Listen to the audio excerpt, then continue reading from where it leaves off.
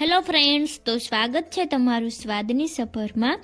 ઠંડીમાં ગરમા ગરમ ખાવાની મજા પડે તેવું લીલી તુવેરનું શાક બનાવીશું। આ શાક માત્ર 15 મિનિટમાં બની જાય છે અને બનાવવું એકદમ સરળ છે।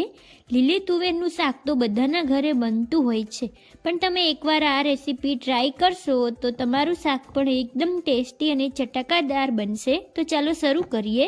તો તેના માટે અહીંયા આપણે જે લીલી તુવેર આવે છે તેના દાણા કાઢીશું।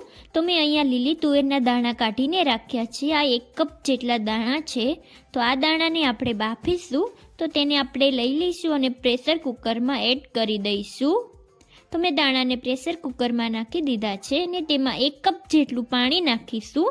પાણી બહુ વધારે નથી નાખવાનું ને તેનું ઢાંકણ બંધ કરીશું ને 1 સીટી આવવા દઈશું ને ત્યારબાદ તેનું ઢાંકણ ખોલી લઈશું ને આપણે દાણાને ચેક કરીએ તો આપણા દાણા એકદમ બફાઈને સોફ્ટ થઈ ગયા છે। તો આપણે આ રીતની જ તુવેરને બાફવાની છે ને તેને એક કાણાવાળા ઝારામાં કાઢી લઈશું જેથી પાણી અલગ થઈ જાય ને આ દાણાને આપણે અધકચરા ક્રશ કરી લઈશું। તો એક નોનસ્ટિક પેનમાં આપણે 1/4 કપ જેટલું તેલ નાખીશું।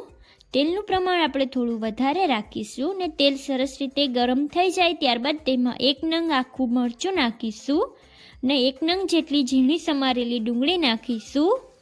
ડુંગળી એકદમ ઝીણી સમારવાની છે ને તેને સરસ રીતે સોતે કરીશું। તો લગભગ અડધો મિનિટ જેવું થઈ ગયું છે। તો હવે તેમાં આપણે લસણની પેસ્ટ નાખીશું। મેં અહીંયા 8 થી 10 કળીની લસણની પેસ્ટ બનાવીને રાખી છે, તેને એડ કરી દઈશું ને લસણ અને ડુંગળીને સરસ રીતે સોતે કરી લઈશું।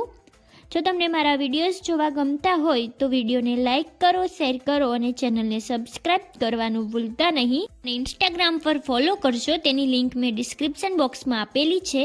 તો લગભગ 4 થી 5 મિનિટ જેવું થઈ ગયું છે અને એકદમ ગોલ્ડન બ્રાઉન થઈ ગઈ છે ડુંગળી।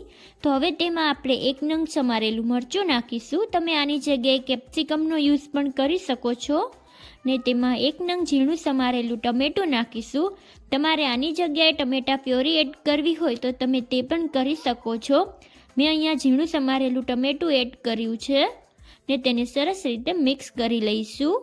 તો અહીંયા આપણે ટમેટાને ઝીણા સમારીને યુઝ કરેલા હોવાથી આપણે આ ટમેટાને 3 થી 4 મિનિટ માટે કૂક થવા દઈશું। જો તમે પરફેક્ટ માપ સાથે આ રીતે શાક બનાવશો તો તમારું તુવેરનું શાક પણ એકદમ ચટાકેદાર અને ટેસ્ટી બનશે। તો હવે આપણે આમાં મસાલા એડ કરીશું। મસાલાને આ સમયે એડ કરવાથી આપણે ગ્રેવીમાં સરસ કલર આવે છે।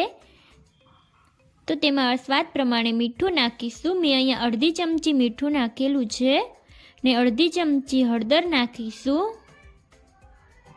ને 1 ચમચી લાલ મરચું પાવડર નાખીશું। 1 ચમચી કાશ્મીરી લાલ મરચું પાવડર નાખીશું। કાશ્મીરી મરચું નાખવાથી શાકમાં સરસ કલર આવે છે। જો તમારી પાસે કાશ્મીરી લાલ મરચું ના હોય તો તમારે અડધી ચમચી લાલ મરચું પાવડર એડ કરી દેવાનું ને તેને આપણે સરસ રીતે મિક્સ કરી લઈશું। અહીંયા આપણે બીજા કોઈ મસાલા એડ નહીં કરીએ ને તેને આપણે 1 મિનિટ માટે સતત હલાવતા રહીશું જેથી તેની સાઇડ્સમાંથી તેલ છૂટું પડવા લાગશે। તો લગભગ 1 મિનિટ જેવું થઈ ગયું છે।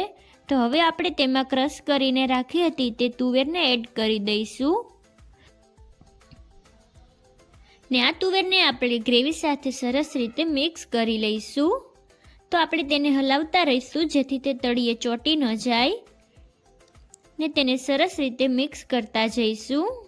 તો અહીંયા આપણી તુવેર સરસ રીતે ગ્રેવી સાથે મિક્સ થઈ ગઈ છે। તો હવે તેમાં આપણે 1/4 કપ જેટલું પાણી નાખીશું। પાણી આપણે બહુ વધારે નથી નાખવાનું। અત્યારે તમને એવું લાગશે કે શાકની ગ્રેવી બહુ પતલી છે, પણ તેને આપણે જેમ કૂક થવા દઈશું તેમ તે એકદમ ઘટ થઈ જશે।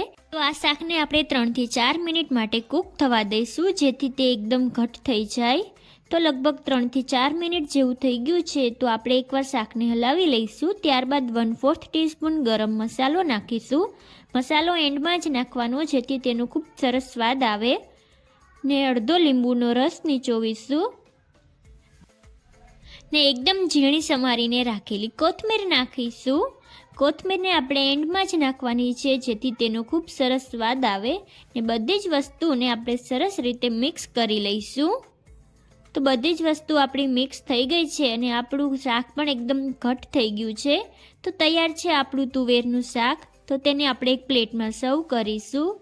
જો વિડીયો ગમ્યો હોય તો લાઈક કરો, શેર કરો અને ચેનલને સબસ્ક્રાઈબ કરો. ને મને કોમેન્ટ કરીને જણાવજો કે તમને રેસીપી કેવી લાગી.